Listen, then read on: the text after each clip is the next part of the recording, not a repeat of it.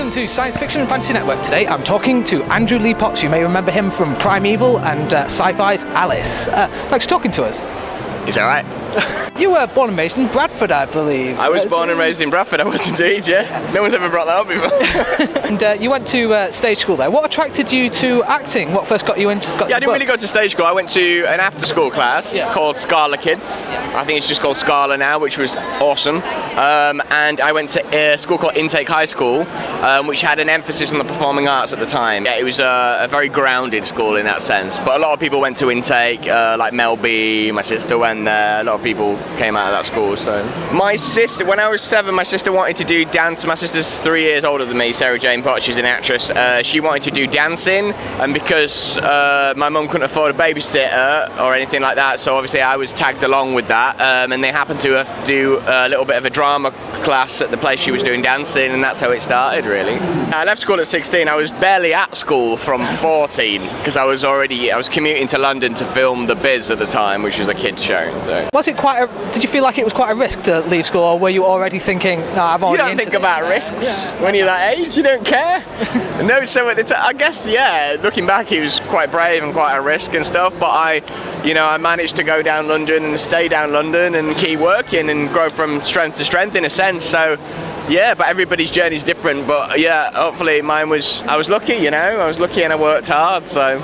You got to play Cornah in Primeval, of course, who was a very interesting character who has quite a development over the period of the series. How did you feel about developing the character as it went on? How involved were you? Did you feel invested in the character? I was very involved in the development of the character. I was very involved in everything, the characterization to do with Cornah from the start. Yeah, I've always been quite opinionated about that, and I just felt, Cornah was a character. You don't get many characters in your life that you get and you just feel like you are supposed to play.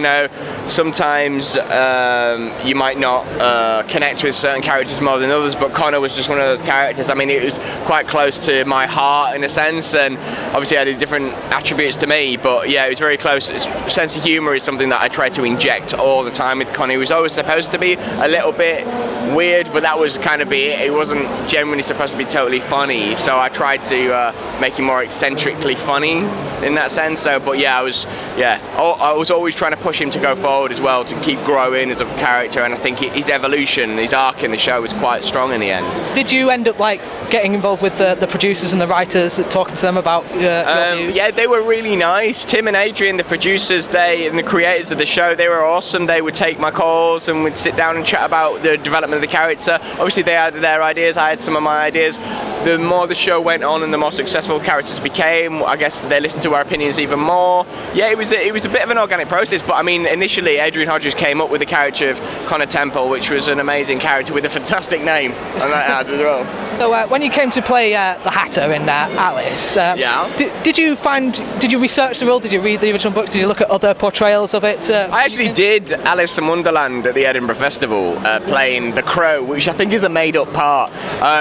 Just so my parents, because my sister was in it as the Knave of Hearts, and there was like, oh, Andrew has to do something, you're the Crow. But yeah, so I kind of knew the story from there. I've read the book when I was younger. I didn't reread the book actually now because I knew it was a reimagining, so I didn't want it to, I wanted to I just obviously read the script and went with this. There was nothing really to reach. I was inventing even though the character was so at the forefront of people's minds, my job was to invent a new one. So, and I think me and Nick Willing, between us, we managed to invent a brand new Hatter which nobody has seen, and I still think hasn't seen since. So I do think his Hatter was cool, and I'm very happy to be a part of it. In the breakdown for the audition, the casting people got given a little thing. They were looking for someone who was half Simon Pegg, half Lenny Kravitz.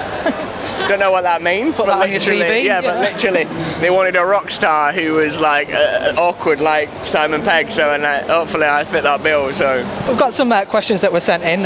Rosie asks, did you learn anything interesting about dinosaurs when you were playing your character on Primeval? I learned stuff at every episode and then quickly forgot it. There was so much information and so much stuff that I had to say because obviously I was the dinosaur expert.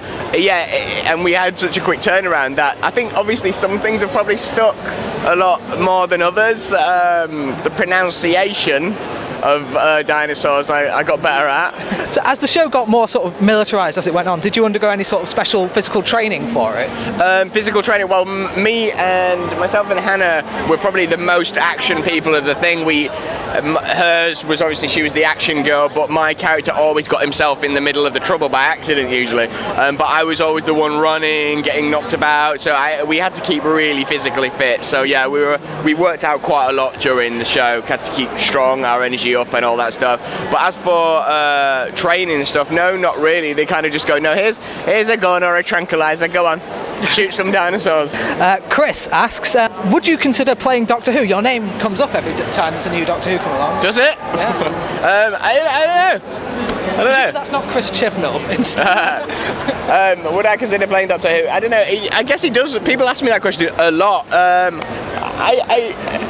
Doctor Who's an amazing thing, so I don't know. Obviously, it's an honour for anybody to play Doctor Who. Who knows what's in the future? Who knows? Well, last question. What are you working on now? What's next for you? Well, working on two things. I'm on Stan Lee's Lucky Man, and I'm also promoting Wireless, which is my kind of passion project. Wireless is a self-made and self-funded web show that I make with all my friends. It just happens that all my friends are quite successful actors, which is lucky.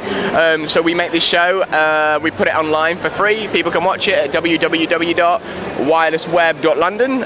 It's a sci-fi show where a disgraced cop is partnered with an AI unit as his partner, and they have to get through a city rife with corruption.